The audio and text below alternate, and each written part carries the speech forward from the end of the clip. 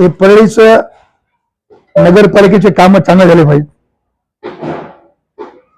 तीर्थिका क्षेत्राच्या नावाखाली वैजनाथ तीर्थिका क्षेत्राच्या नावाखाली सगळा पैसा येतोय तो ते मंदिराच्या कामाला आला पाहिजे, लोकांच्या उपयोगी आला पाहिजे, जाणार येणारा इकडे झाला दिसला पाहिजे.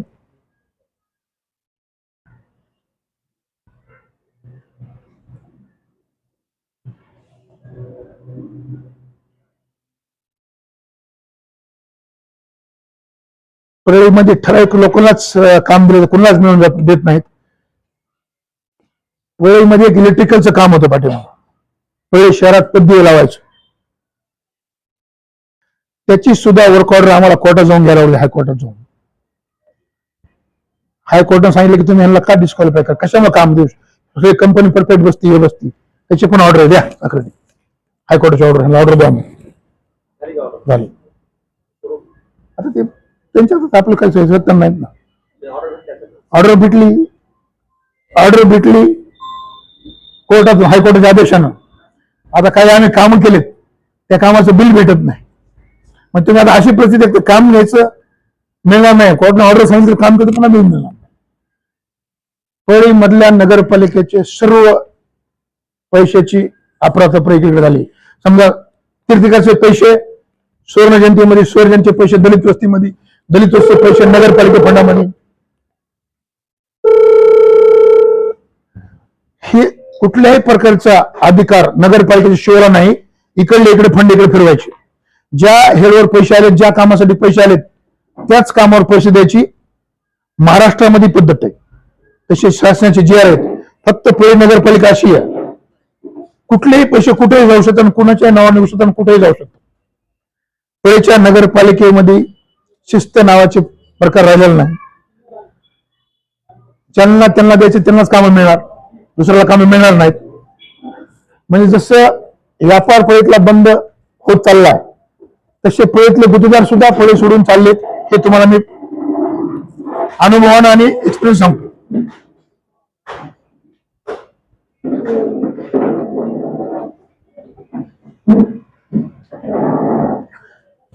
द्या ना हायकोर्टची ऑर्डर, द्या ना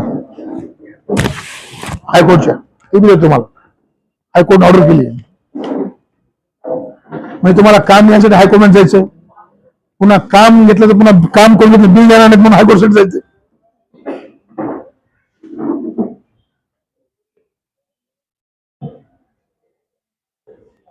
आणि एवढं इंटरफेअर म्हणजे कुठलंही डिपार्टमेंट नाही बीड जिल्हा परळी तालुक्यात तिथं त्यांचा इंटरफेअर नाही. कुठेही कोणीचाही माणूस काम करत नाही.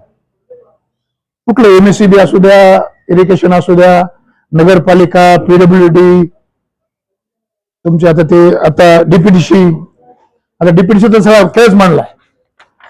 घेऊन जाण बिल, पैसे घेऊन जाण, कागद घेऊन जाण, 20 लाख बिल रेकॉर्ड करू. डीपीडीसीचा खेळ मांडला. 75% जिल्ह्याचा डीपीडीसी परळीमध्ये आहे. जिल्ह्याचा एकूण आलेल्या डीपीडीसी पेक्षा 75% डीपीडीसी परळी मतदारसंघात. काम न करता बिल उचलण्याचं प्रोसेस चालू झालंय डीपीडीसी. 300 कोटी आहेत तर 225 कुणाला आहेत परळी मतदारसंघाला, आणि 25 कोटीमध्ये ते 75 कोटीमध्ये सगळे जिल्हे मतदारसंघ आहेत.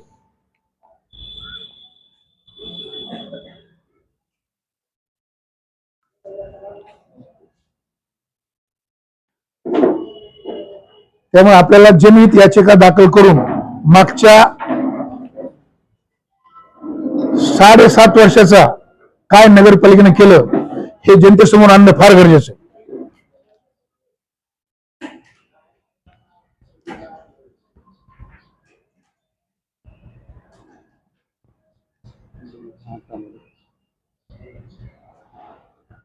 (2018) मध्ये एजी कंस्ट्रक्शनला काम दिलं. एजी कंस्ट्रक्शनला ते केंद्र शासनाच्या बॅकलिस्टला कंपनी आहे, तर त्यांना काम दिलं नगरपालिकेत. बहुतेक 97 कोटी असेल.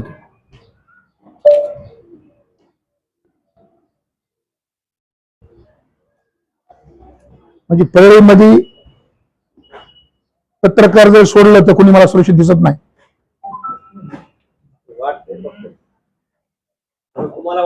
पत्रकार जर सोडले तर तुम्हाला फक्त सध्या न मागता सिक्युरिटी, आम्हाला मागून सुद्धा नाही.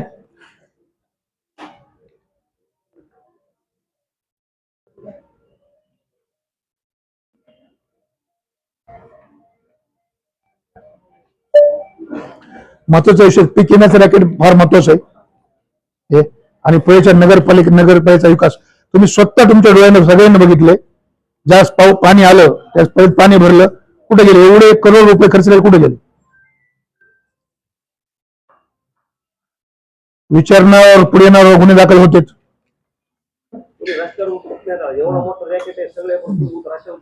त्याच्यामुळे आता ज्यांनी याचिका दाखल करणार पहिले नगरपालिकेच्या विरोधात.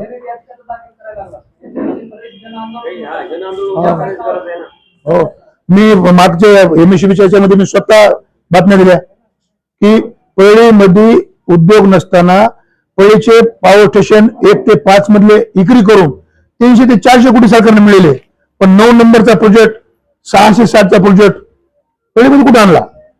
कोराडी आणि चंद्रपूरला जागाच नाही त्या पॉवर स्टेशन टाकायला. राग टाकण्यासाठी उचलण्यासाठी पैसे लागतात. आपल्या पळीमधून राख इकती आणि जर सर्व स्थितीच निर्मित झाली आणि जर लाईन एखादी कट झाली तर सगळ्या मागं आणणारच नाही.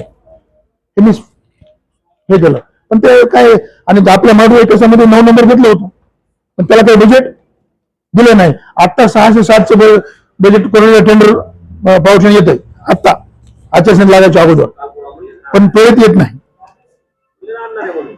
कधी बजेट आता कधी आणणार तुम्ही? उद्या आचारसंहिता लागलाच, आचारसंहिता 10 तारीख पण लागेल, ऑक्टोबर पर्यंत. मग आता कधी आणणार? मग कधी आणणार? फक्त डीपीटीसी कंप्लीट झाली आचारसंहिता लागायच्या अगोदर, बाकी कुठले आता पुढचं येणार होणार नाही. त्यासाठी पळईमध्ये मी निवडणुकीचा निर्णय घेतलाय. माझ्या उमेदवारीची मागणी आदरणीय पवार साहेबांना केली. आज मी त्यांच्यासोबत माझ्या चर्चा चालू आहेत, भेटीगाठी चालू आहेत. लवकरात लवकर निर्णय होईल. आणि पळईमध्ये निवडणूक लढण्याचं कारण एवढंच आहे, हे सर्व कामं सुरळीत झाली पाहिजेत. हे सगळे अफरातफर बंद झाली पाहिजे आणि सर्वसामान्यांना काम मिळालं पाहिजे. कॉन्ट्रॅक्टरला काम मिळालं पाहिजे, मजुरांच्या हाताला काम मिळालं पाहिजे, उद्योगधंदे आले पाहिजे. काही उद्योगधंदे नाहीत, सहकारी कारखाना बंद आहे, तिथल्या लोकांचे पगारी नाहीत.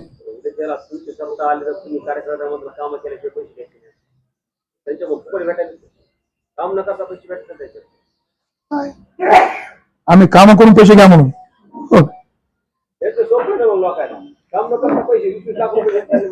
कसं आम्ही मतदारसंघात वेळेमध्ये उभा टाकलो म्हणजे गंगा जमुना सरस्वती आणणार नाही. पण जे काय आहे पुढे आलेलं येणार हे सुरळीत चाललं पाहिजे. सर्वांच्या विचारानं सर्वांच्या हाताला काम मिळालं पाहिजे. सर्व लोक पळीमध्ये काय म्हणते उपजीविका सगळ्याची मागली पाहिजे ना. जनजीवन जर सुरळीत चाललं तर ठीक आहे, नाहीतर काय तुम्ही एकच माणूस 10च लोक जर एका डिपार्टमेंटमध्ये मोठे होत गेले, बाकीच्या 9 लोकांनी काय करायचं? आणि सगळ्या नंबर 2च्या धंद्यावर ताब्यात राख असेल, वाळू असेल, सगळे कुणाचंही दुसऱ्याचं नाही. जिकडे तिकडे माणसं नेमलेले आहेत. तांदूळ गव्हासाठी वेगळे, रेतीसाठी वेगळे, राखासाठी वेगळे, डीपी शोधण्यासाठी वेगळे, नगरपालिकेसाठी वेगळे. प्रत्येक ठिकाणी जसे शासकीय नेमणुकीच्या संजय गांधी फॉर्म भरून घेणे तसं यांच्या पैसे खाण्यासाठी सगळ्या यंत्रणा जिथे तिथे लावून टाकल्यात. संजय 5-6 माणसं सगळीकडे.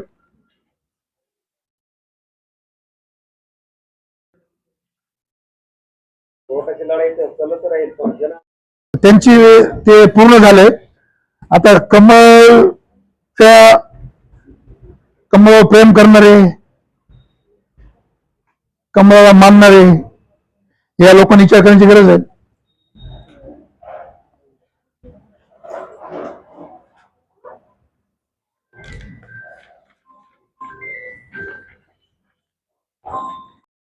नहीं रखती नदियां लाशों को पानी में नहीं रखती है. तेरे या डूबे किनारे तो सभी जाएंगे. तेरे या डूबे किनारे तो सभी जाएंगे, चाहे कितने भी बुलंदी पे, चाहे कितनी भी बुलंदी पे चला जाए कोई, आसमानों से सभी उतारे जाएंगे।